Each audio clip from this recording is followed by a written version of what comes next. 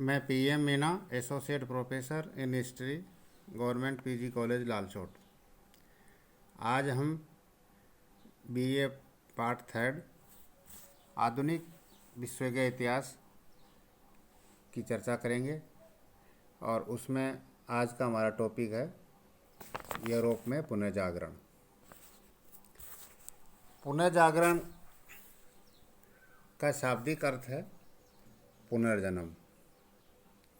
सीमित अर्थों में इस शब्द का प्रयोग यूनान और रोम के प्राचीन सभ्यता के ज्ञान के प्रति जो फिर से रुचि पैदा हुई थी इसके लिए हुआ है, लेकिन इसका संबंध कला, साहित्य, धर्म, दर्शन, विज्ञान और राजनीति के क्षेत्र में हुए परिवर्तनों से है। पुनर्जागरण को पुनर्जीवन भी कहते हैं।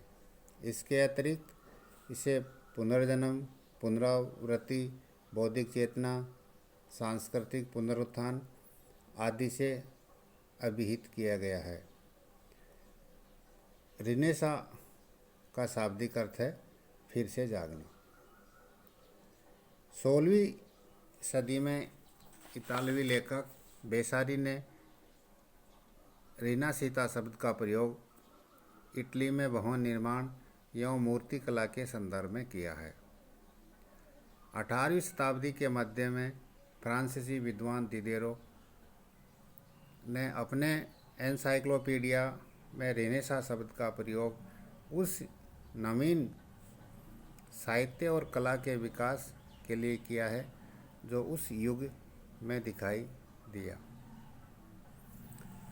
यूरोप में पुनर्जागरण काल मोटे तौर पर 14वीं से 16वीं शताब्दी तथा विशेष रूप से 1350 से 1550 के मध्य माना जाता है। साधारणतः आधुनिक यूरोप का आरंभ पुनर्जागरण से ही माना जाता है। प्राचीन युग की उन्नति यूनानी और रोमन सभ्यता जो मध्यकाल में लुप्त प्राय हो चुकी थी, कुछ विशिष्ट परिस्थितियों के कारण पुनर्जागरण काल में फिर से सजीव हो उठी। इस युग में पुनः उन आदर्शों तथा मूल्यों को महत्व दिया जाने लगा जो मध्यकाल में नगण्य समझे जाते थे, जैसे लौकिक जगत के प्रति आस्था, मानववाद का विकास, रूढ़िवादी के स्थान पर तर्क को महत्व, प्राकृतिक सौंदर्य की अनुमति, जिसे पुनर्जागरण काल में पुनः महत्वपूर्ण हो गए थे। लौकिक जगत यानी जो हम वर्तमान जो हमारा संसार है जिसमें हम जी रहे हैं वही वास्तविक जगत है, जबकि मध्यकाल में परलौकिक जगत के बारे में बाह्य आडंबर और ये दिखा करके और व्यक्ति को एक तरह का भय पैदा किया जाता था और उसे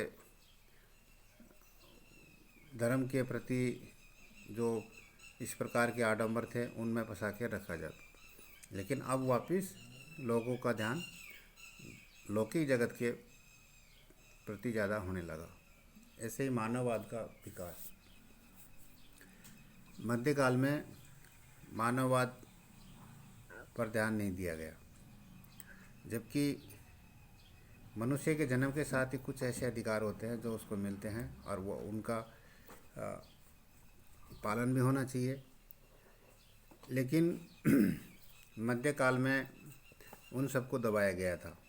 अब वापस व्यक्तियों का ध्यान जाने लगा कि मनुष्य की जो मूलभूत आवश्यकताएं हैं, उसको जो अभिव्यक्ति की स्वतंत्रता है और जो अधिकार उसको मिलने चाहिए वो मिलना चाहिए। तो इस तरह से मानववाद का विकास हुआ।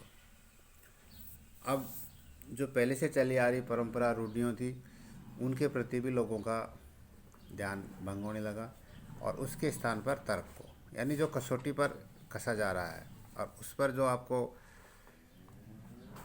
सही प्रमाणिक हो रहा है उसी ज्ञान को मानना, यानी कई सुनी बातों पर विश्वास नहीं करना, पिछले से क्या चला रहा है उनको छोड़ देना और वर्तमान में जो तर्क संगत, जो तर्क पर खरी उतर रही है, उन्हीं चीज़ों को लोग मानने लगे।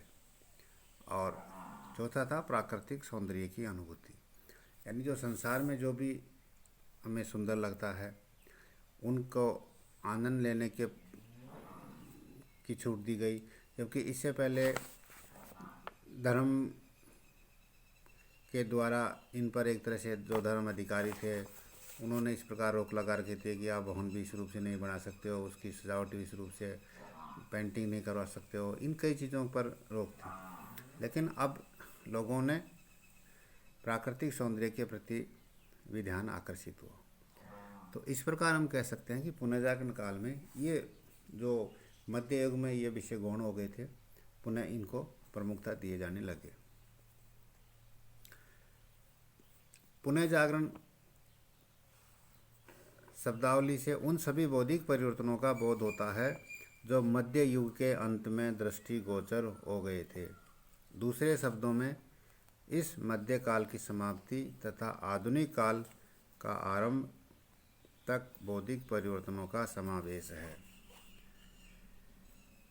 परिवर्तनों से तात्पर्य है सामंतवाद की पतन, प्राचीन साहित्यों का अध्ययन, राष्ट्रीय राज्यों का उत्थान, आधुनिक विज्ञान का प्रारंभ, गतिशील अक्षर, बारूद एवं कुतुबनुमा का आविष्कार, नए व्यापारिक मार्गों की खोज, प्रारंभिक पूंजीवाद का आरंभ इत्यादि हम इसमें सम्मिलित करते हैं।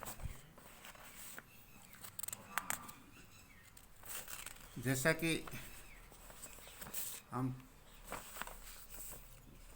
पुनर्जागरण को इस प्रकार परिभाषित करते हैं कि पुनर्जागरण एक बौद्धिक एवं उदार सांस्कृतिक आंदोलन था जिसमें प्राचीन यूरोप की प्रेरणा के आधार पर नए यूरोप का निर्माण हो रहा था तथा आलोचनात्मक एवं अन्वेषणात्मक प्रवृत्तियों जन्म ले रही थी।